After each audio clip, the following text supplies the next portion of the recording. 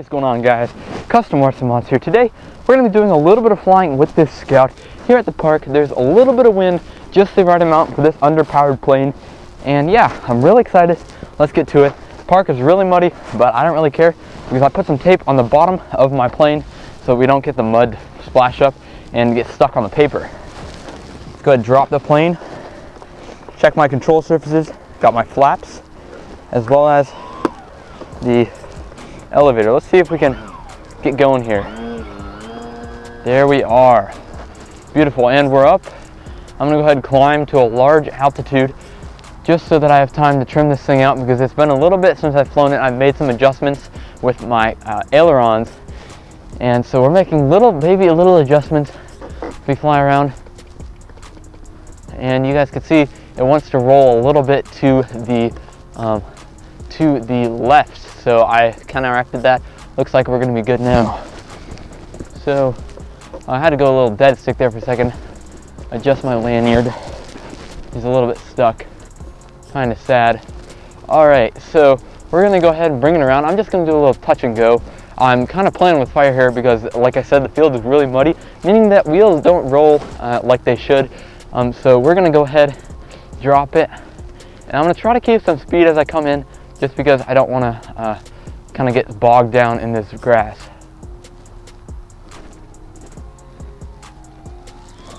Oh, there we go, perfect, beautiful. All right, this Scout is a really fun plane to kind of fly really lazy.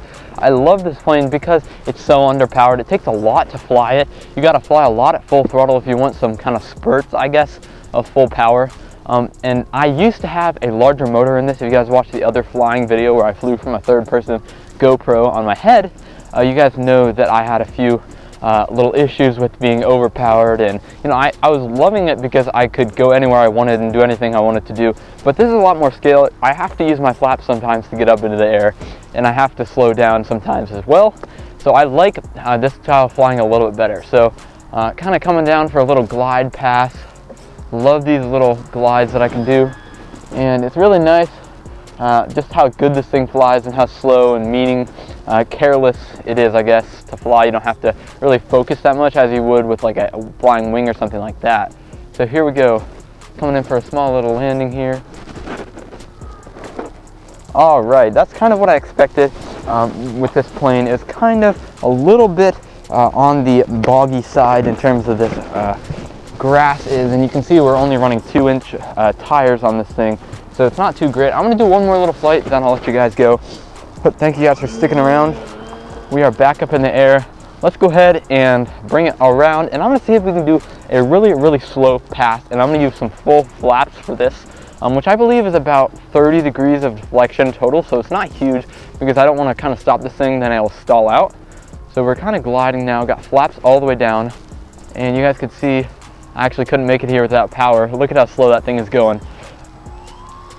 And yeah, one thing that I really have a rule on this plane is that I only use my flaps for takeoffs and landings because it's so slow, I can stall so easily. So I need to be a little bit more on my game and be able to kind of fly a little bit better on takeoffs and landings. So you guys can see we're coming in, and you see it jerked up with the flaps as I turn them on, and look at that really nice and slow pass. And that's pretty much all the speed I can get out of it, even if I add some throttle. So let's go bring it around. I'm gonna see if I can do another touch and go. Every good flight has a nice touch and go. And this thing is really lazy, like I said, and very slow compared to when I first originally built my first Scout, which was 4 Scouts ago. And so here we go. Oh, you guys heard the motor there, I hope. But that was kind of the ESC and motor kind of torquing out, I guess. But that's okay, kind of nosed it over. You can see how the landing gears actually kind of bent backwards a little bit. Let's go ahead and flip that around just like that. So now it's a little bit more straight. Let's do one more little flight. And there we go, we're back up in the air. Not too big of an issue. This motor is not very reliable. You guys heard it cogged a little bit there. However, we're good to go. So let's try another little touch and go. Try not to get too greedy with things, and we'll call that a flight. Oh, so close. So close. Got to go around This time it'll be with the wind, so hopefully we can get it better. There we go. There we go. That was good. That was a good like 5 feet or so of touch and go, which is really nice for this plane because you don't really get that much distance out of this thing because there's not a lot of speed.